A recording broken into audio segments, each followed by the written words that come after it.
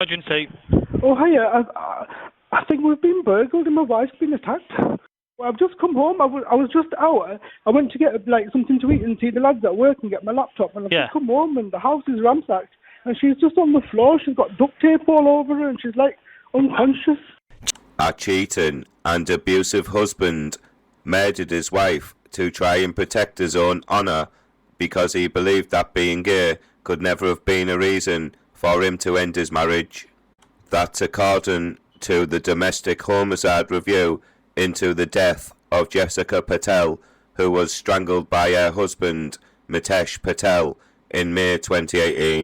The review has shone a light on the years of physical assault and controlling behaviour she suffered at the hands of her husband, who planned to murder her, claim $2 million from a raft of insurance policies, and start a new life with his gay lover in Australia. It also found the brutal murder was an honour killing, and says Mitesh, who was raised in a Hindu community, felt it was the only way he could end the marriage. Although originally from Leeds, Jessica lived in Linthorpe, Middlesbrough with her husband, and it was here that he stage managed a burglary, telling police he was not at home when she died. Work is underway to learn lessons from Jessica's murder, including more work to examine the signs of honour-based violence, a review of the help offered to diverse communities, and a recommendation urging the Home Office to look at how small family-owned businesses can deal with the signs of domestic abuse. A 74-page domestic homicide review by the Middlesbrough Community Safety Partnership was published on with the help of Jessica's family, offering detailed insights into what can be done to prevent similar tragedies in the future. Jessica's family listed a string of examples of domestic abuse and controlling and coercive behaviour which were highlighted in the probe. They included how Jessica had told her younger sister how Mitesh had hit her in the car in the disagreements over Jessica being stopped from seeing more of her dying grandfather. Another example told how Jessica stopped speaking up about things and appeared scared when it came to attending family events. There was also familial disquiet, with the report stating Jessica told her younger sister that Mitesh's mother was verbally abusive to her. Meanwhile, the report added how Mitesh frequently put down Jessica. This became repetitive and destroyed Jessica's confidence, the report stated. Jessica's family told the probe how her husband was a compulsive liar and he made up a lie about her being pregnant with twins. This was untrue, and Jessica was upset when she then had to tell a member of staff the truth, the report added. Mitesh thought it was funny, and Jessica's family believe he was using her desire to conceive and bear a child against her as a way of exercising control. The report went on to tell how Jessica's family believed Mitesh had deliberately engineered a move to Middlesbrough about 7 years ago to isolate her from her family after she discovered an incriminating text message. It added Jessica told her family how Mitesh would come home from work and go into another room to talk to a man every night for hours. In 2012, Jessica had found out about a text message conversations between Mitesh and his lover, which had spoken about how they loved each other.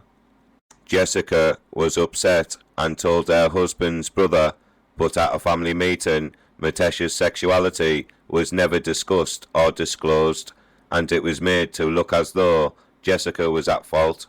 The report also revealed how being a mother was Jessica's greatest wish, but she had not conceived after several years of marriage.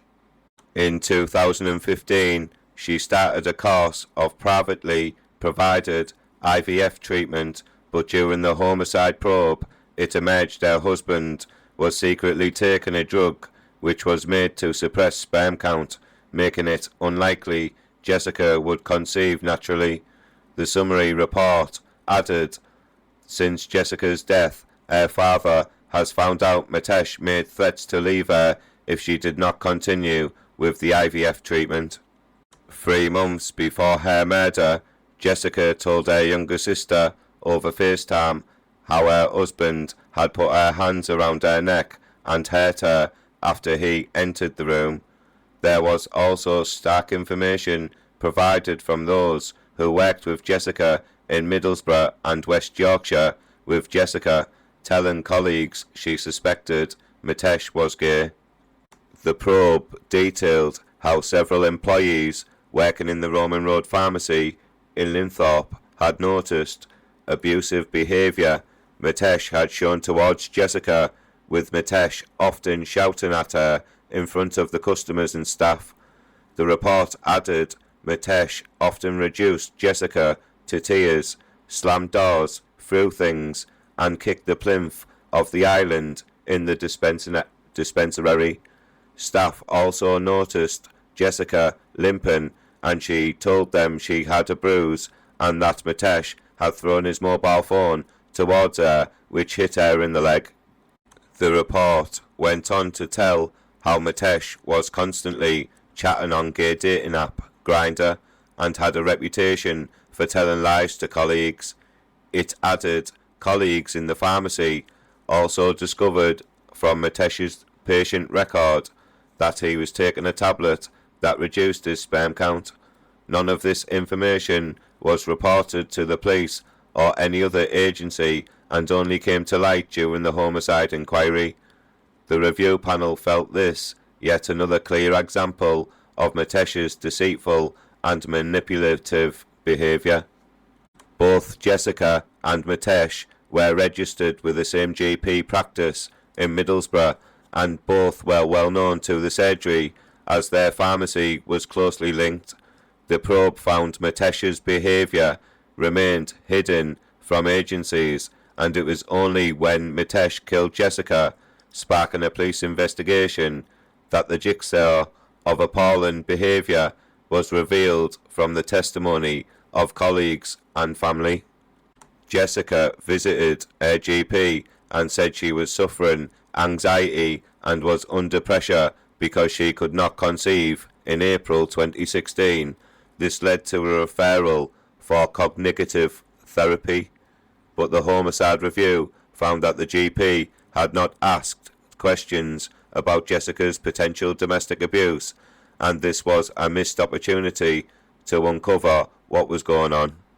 The probe also revealed that Mitesh had intimate relationships with a number of men during the time he was married to Jessica. Jessica was born into a large Hindu community in Leeds and was described by her family as being a quiet, innocent and a good girl who wouldn't hurt anyone. Both Jessica and Mitesh knew each other as children before meeting again when they were older. Among the lessons from the tragedy, the independent review found Jessica's murder was an honour killing given wider cultural beliefs about sexuality, and was an example of something that might have been perceived as adultery and immoral behaviour within the Hindu community. The report added, divorce on the grounds that Mitesh was gay could never have been a reason for him to end his marriage. Consequently, the only way that Mitesh may have felt able to leave the marriage with honour was by killing Jessica. Jessica did nothing that was or might be perceived as dishonourable. However, her death at the hands of Mitesh should be considered an honour killing because Mitesh killed her to try and protect his own honour, preventing future tragedies. No fewer than 7 recommendations were drawn up by the panel in the domestic homicide review into Jessica's murder. It found no agencies held evidence that Jessica was suffering abuse, but in retrospect health bodies had the best chance of uncovering anything untoward at the time. The probe urged a look at strengthening how information on help and reporting concerns was established for work colleagues and diverse communities in Middlesbrough to spot signs of domestic abuse, honing in on supporting abuse victims in smaller businesses was also one of the recommendations, as well as training professionals to better recognise abuse and the barriers which may stop victims reporting it. Jessica was a rarity. She was beautiful on the outside and even more so on the inside. Mitesh Patel was sentenced to life in prison for the callous and cruel murder of Jessica Patel with a minimum term of 30 years. Please like this video, please comment, and don't forget to subscribe to my YouTube channel. Thank you.